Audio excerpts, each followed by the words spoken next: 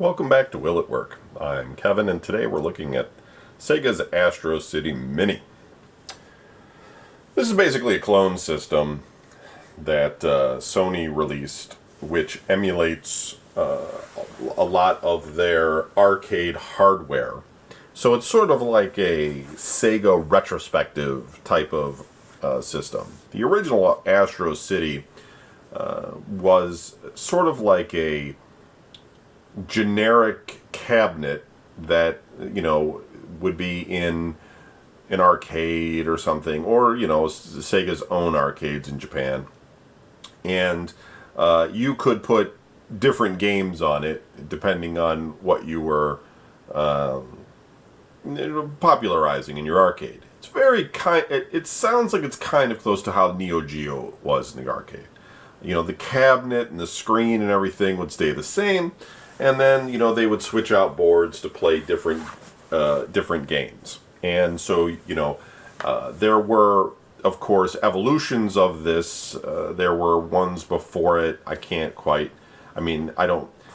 Astro Town, I don't think that's what it was. But there was like ones that came before the Astro City. But I guess the Astro City was maybe, the most popular or the pinnacle of the whole thing, etc.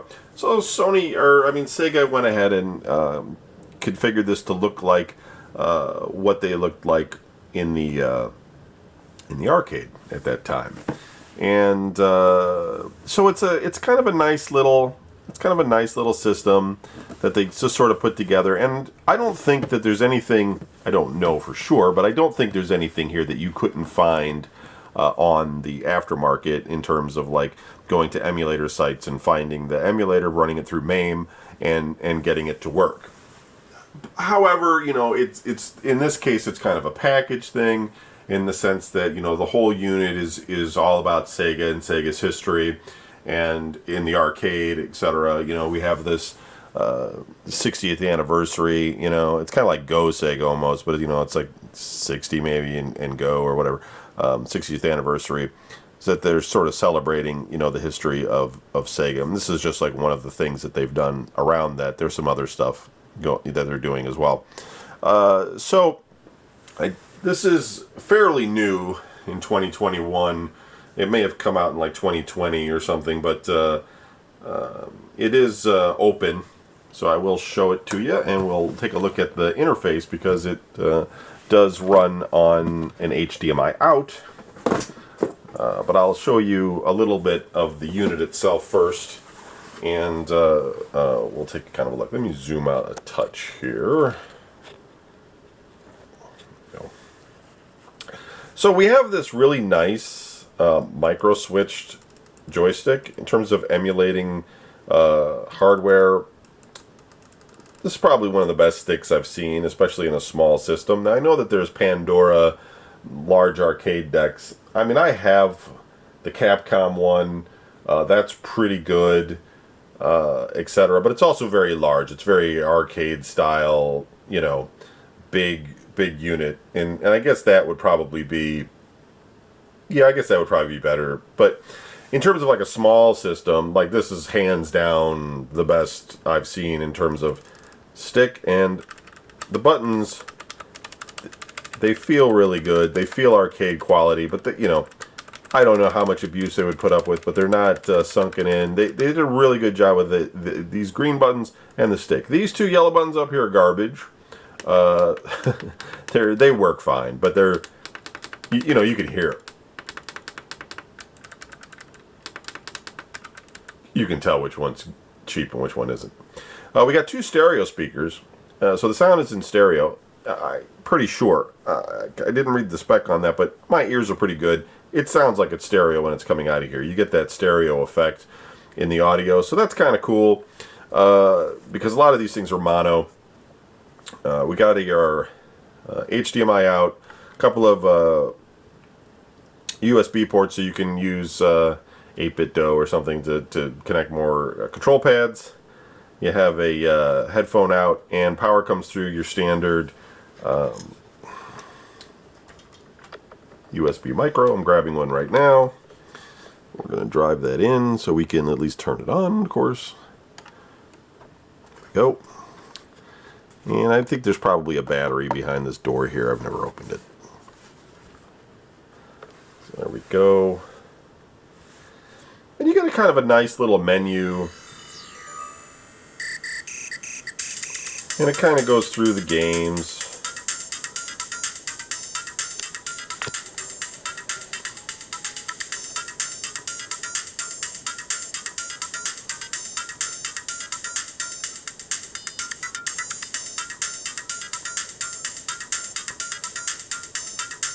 So what I'll do is we'll switch this now over to the video side, and we'll take a look at it in real time on the main screen, and we'll try a couple of them out just to see how they work in terms of emulation.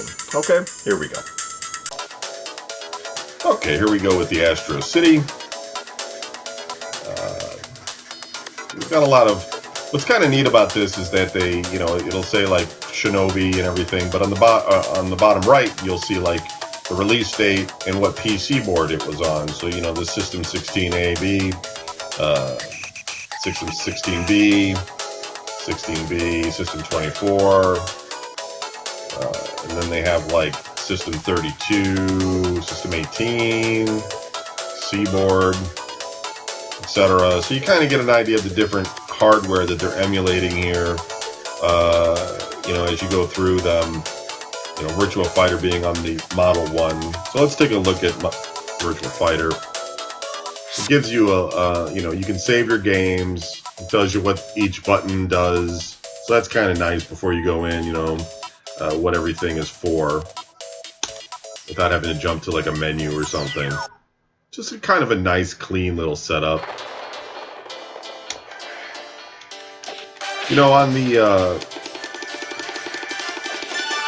On the Sega Saturn,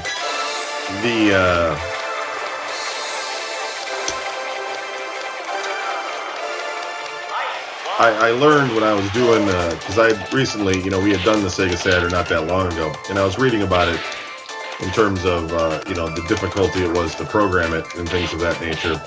And when they had done Virtua Fighter on it, because it ran on two different processors, they actually had each character on the screen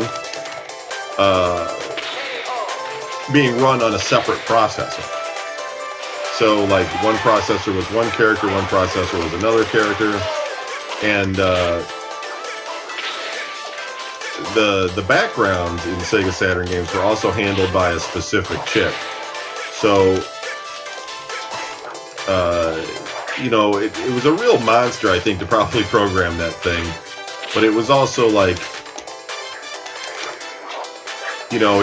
if you had the skill, you could effectively, do a lot more with it, because you had all of this available hardware to maximize performance. It's kind of how they explained it with against the PlayStation. The PlayStation had a sort of, traditional environment. So once you got your performance out of it, there wasn't any more to get. Where with the Saturn, you could do more, but most people didn't. I mean, the Saturn just didn't get involved that much.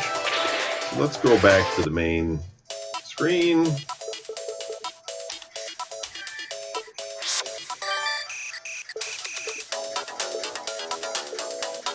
I don't know what some of this stuff is. Like, I don't know what My Hero is. Sega Ninja. Do we care? 1985. It's probably 8-bit or something.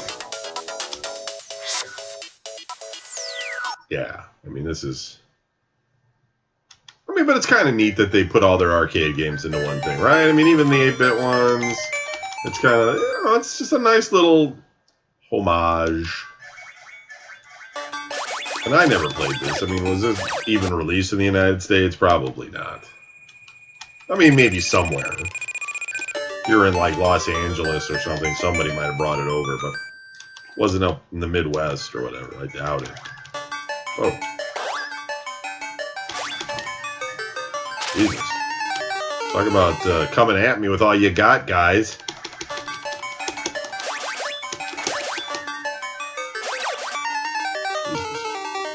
Hardest game ever.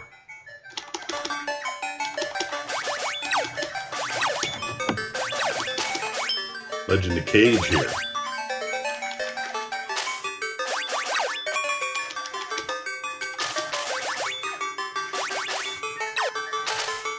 move on. I don't got time to master all these things. We'll try one more here.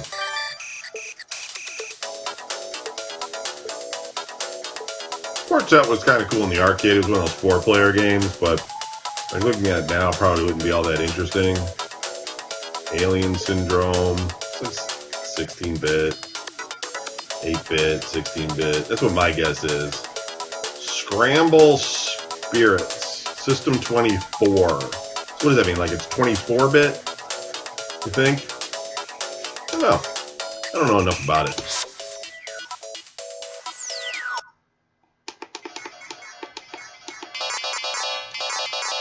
It's like a shmup. A 1942 wannabe kind of thing. Exactly what it is. I used to play a lot of 1942 in the arcade when I was living in California. Actually, there was a convenience store, and one thing I found really interesting, you know, at that time I didn't have an NES, and I didn't know anybody that had an NES. Because I didn't have that many friends when I was living in California. I only lived there for about a year or so. And this convenience store, though, which was really interesting, had an arcade version of Super Mario, right? Which was not really, I think, ever an official arcade game. But there was like this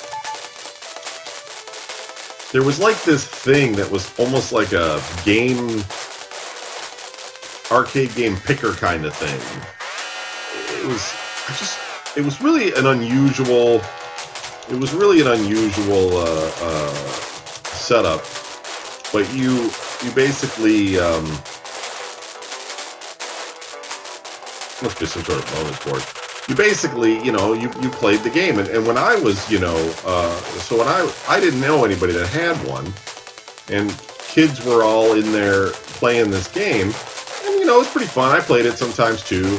Obviously, because it's freaking Super Mario. I mean, obviously it was fun and a big deal and stuff. But, I did not know that it wasn't an arcade game. Like, I mean, it was to me, but it wasn't to anybody else. So whenever I would talk to people about it, I would always be like, hey, I played that originally in the arcade. And they're like, it wasn't released in the arcade. And I was like, well, I played it in the arcade. So, I don't know what you're talking about. And then I played, like, other things there, like Legendary Wings, 1942, Star Wars, Empire Strikes Back. It's kind of a cool little convenience store, because they would have all these games. But it was also that time period. Like, look at this. Like, what is this? I know I said I was only going to play one more, but I was getting my ass kicked. What the... Weird, right? My arrows don't even go that far.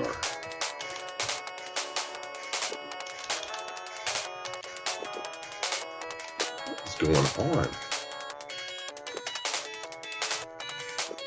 This is the weirdest. You can't even get near these guys.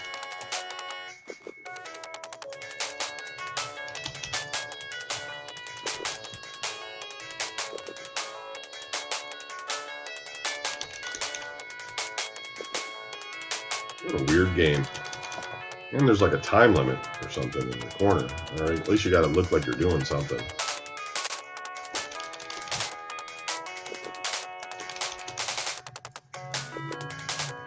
Okay, we found the game that Kevin's good at. The one where arrows go very slow and don't travel very far.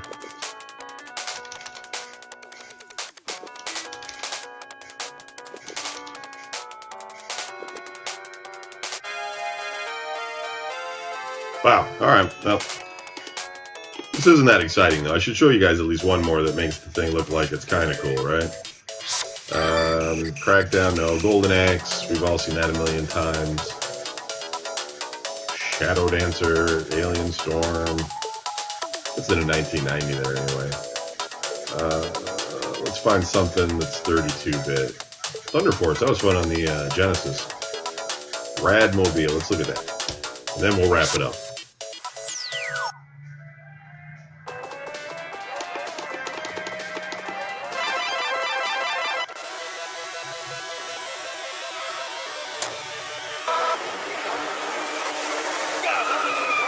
I don't know which one's gas. I like how Sonic is the hanging from the window.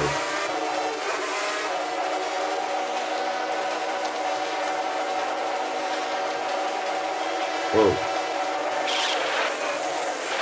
But the controls are really tight on this. I mean, they're really good. Like holding this controller and these little buttons, but it's really accurate. I know I don't look like it because I suck, but they're really tight. It's pretty good. I mean, most of this hardware is pretty old. It's probably easy to emulate, but I'll tell you, there's a lot of these handheld systems with really shitty control. I've got a bunch of them that are just garbage. Oncoming car. Whoa.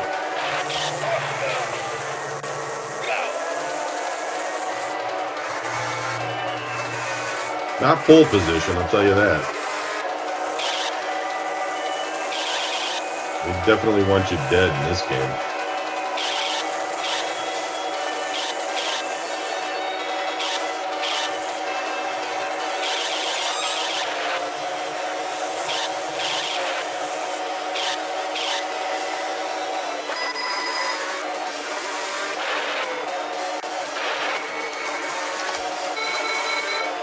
What does that mean? Turn on the light. What's the light? That one's the light. Okay. I like how you kind of take damage in this. Sort of.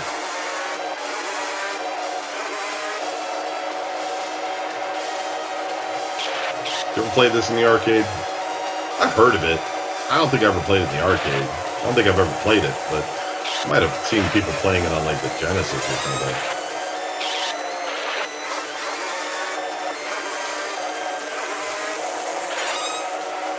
Doing a great 11th place. Alright, so that's the Astro City Mini.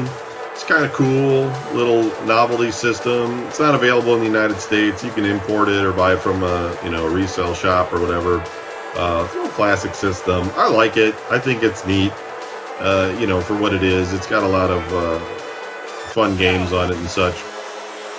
It's a nice little piece of history. I mean, I have other things like this with a lot more games on it, but I just kind of like the whole Sega all being in one system. If they did more things like this, like if I could buy like a Data East or like a Taito, or Capcom's already got enough. In fact, they got another Capcom thing coming up I'm going to show you guys soon.